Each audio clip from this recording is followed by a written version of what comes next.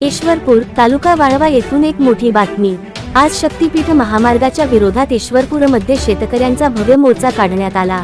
आंदोलकांनी ईश्वरपूर तहसीलदारांना निवेदन देत गरज नसलेला शक्तीपीठ महामार्ग शेतकऱ्यांवर लादला जातोय कशासाठी असा थेट सवाल उपस्थित केला।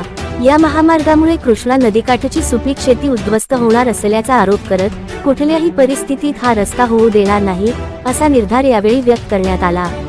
मोर्चात कॉम्रेड धनाजी गुरव यांनी हा जुलमी सरकारचा महामार्ग आम्ही थांबवणारच अशी भूमिका मांडली, तर डॉक्टर भारत पाटणकर यांनी सर्वांनी एकत्र येऊन लढा उभा करण्याचे आवाहन केले।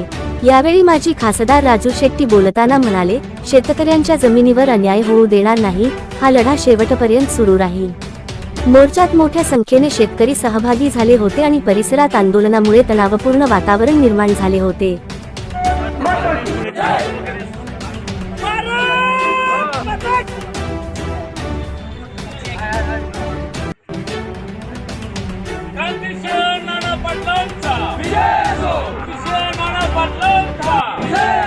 छत्रपती शिवाजी महाराज की जय।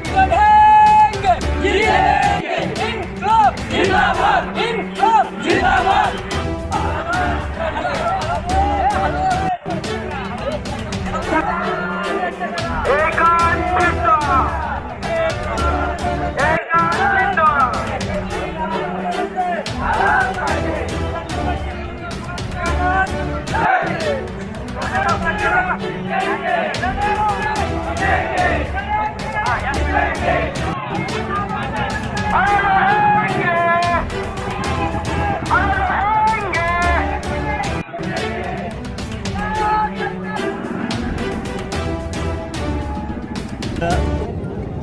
हा गरज नसलेला महामार्ग आहे। त्याचं कारण सध्या राष्ट्रीय महामार्ग प्राधिकरणानं तयार केलेला नागपूर ते रत्नागिरी महामार्ग जो आहे तो कोल्हापूरपर्यंत जवळपास सगळा पूर्ण झालेला आहे। तो चौपदरी आहे, काही ठिकाणी 6 पदरी आहे। या महामार्गावर 60 किलोमीटरला एक अशा पद्धतीनं टोल बसवलेले आहेत आणि या प्रत्येक टोलवरून त्यांना दररोज 40 लाख रुपये टोल वसुली अपेक्षित असताना केवळ 9 ते 10 लाख इतकीच वसुली होत आहे।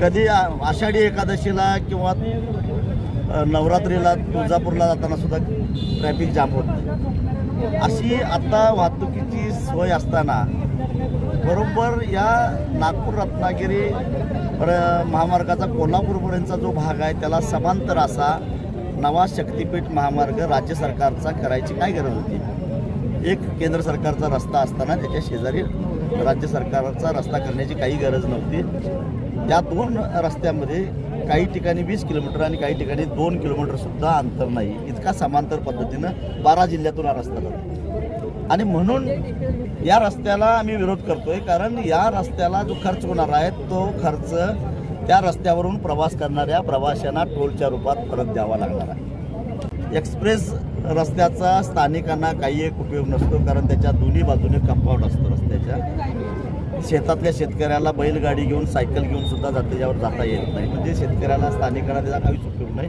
आणि त्या शक्तीपीठला तर एकूण 803 किलोमीटर लांबीमध्ये केवळ 26 ठिकाणी रस्त्याला जॉईन होण्यासाठी किंवा बाहेर पडण्यासाठी मार्ग आहे, बाकी सगळीकडे कंपाऊंड आहे। मग स्थानिकांना खेड्यापाड्याला याचा उपयोग काय? पेठ सांगली रस्ता असेल किंवा सातारा कोल्हापूर रस्ता असेल, हे महामार्गच आहेत, परंतु त्याला कंपाऊंड नाही। त्यामुळं रस्त्याच्या कडेला ज्याची जमीन आहे तो एखादा धाबा बांधू शकतो, एखादा गोडाऊन बांधू शकतो, एखादा वर्कशॉप काढू शकतो, काहीतरी व्यावसायिक करण्यासाठी त्या वापर करू शकतो। परंतु एक्सप्रेस हायवेवर तसलं काही करता येत नाही, कारण रस्ता कडेकोट बंदोबस्त असतो, कंपाऊंड असतं। त्यामुळे स्थानिकांना याचा काही उपयोग नाही। 20-20 फूट 50-50 फूट काही ठिकाणी नदीकाठाला उंच भरावा टाकला जाणार आहे डोंगरासारखा। एक तर अलीकडच्या काळामध्ये पावसाचं चलन बदललेलं आहे, कमी वेळेत जास्त पाऊस पडायला लागला आहे, पडलेलं पाणी वाहून जात नाही शेतातनं, अशी अवस्था आहे। त्यात असा भरावा व्हायला लागला तर शेतकऱ्यांची अवस्था काय होईल? सगळ्यात महत्त्वाची गोष्ट म्हणजे महापुरामध्ये रस्ते हे कारणीभूत ठरत आहेत, हे आता प्राकर्षानं पुढं आलेलं आहे। IIT रोडकीनं एक अहवालच दिलेला आहे की नदी पात्रामध्ये जे रस्ते बांधले आहेत, रस्त्यावर जे पूल बांधले आहेत, पुलाच्या दोन्ही बाजूला जे भराव आहेत ते प्रामुख्यानं नदीला महापूर येण्यास कारणीभूत आहेत असं त्यांचा अहवाल आहे. असं असताना डोंगरासारखा भराव टाकून पुलं बांधायची काय गरज आहे? वाळवा तालुक्यामध्ये हा रस्ता जेव्हा येतो त्यामुळे कृष्णा नदी ओलांडत असताना पाठीमाग पलीकडं पलूस तालुक्यामध्ये आणि अलीकडं वाळवा तालुक्यामध्ये डोंगरासारखा असा भराव पात्राच्या भोवतीनं दोन्ही बाजूनं पडणार. मग मला सांगा की त्याच्यानंतर त्या भरावामुळं कृष्णा जेव्हा पात्राबाहेर पडते जुलै महिन्यामध्ये तेव्हा त्या पात्राबाहेर पडलेलं पाणी पुढं जाणार कसं? ते पाणी तुंबत पाठीमागं कराडपर्यंत, कराडपासून अगदी पाटणपर्यंत कोयनेतून पाणी मागं दाबू शकतं. कारण मांजरीच्या पुलाचा भरावाचा त्रास शिरोळ तालुक्याला होत असेल 40-45 किलोमीटर लांब असणाऱ्या, तर मग या पुलाचा पाटणला त्रास होणार नाही का? तसंच ऐतवडे येथे नेलवडे हा जो वारणेवरचा पूल होणार आहे त्या पुलाच्या दोन्ही बाजूला असणाऱ्या भरावामुळं पलीकडं पन्हाळा तालुका असेल, शाहूवाडी तालुका असेल, मलकापूरपर्यंत शाहूवाडी तालुक्यामध्ये आणि इकडं शिराळा तालुक्यामध्ये कोकरूडपर्यंत ह्या जर का अशा पद्धतीनं या भरावाचा त्रास होत असेल, पुराचा त्रास होत असेल तर खेड्यापाड्यातल्या माणसाने जगायचं कसं? आणि सगळ्यात महत्त्वाची गोष्ट म्हणजे मी मगाशी सांगितलं, नाशिक ते अक्कलकोट रस्ता 4 डोंगर वळवून करतात. एक सिन्नर, दुसरा संगमनेर मोठे डोंगर, तिसरा नारायणगावचा डोंगर, चौथा मानखटावचा डोंगर. या डोंगराला एकतर बोगदे पाडावे लागतील किंवा पूर्ण डोंगर फोडावा लागेल आणि तरीसुद्धा तो रस्ता जो करायला त्याला खर्च येणार आहे 374 किलोमीटरला फक्त 19,000 कोटी रुपये, म्हणजे साधारणपणे 51 कोटी रुपयाला 1 किलोमीटर. तोही सापदरी हाही सापदरी.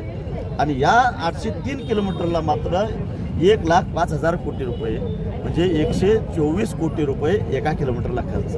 51 कोटी कुठं, 124 कोटी कुठं? म्हणजे जो रस्ता 40 ते 45,000 कोटीत व्हायला पाहिजे तो जर का 1,00,000 कोटीमध्ये होत असेल तर हे 55-60 हजार कोटी रुपये कुणाच्या खिशात जाणार आहेत? आणि हे सारे पैसे सर्वसामान्य जनतेला टोलच्या रूपानं भरावे लागणार आहेत कर्जाला, आणि म्हणून आमचा त्याला विरोध आहे.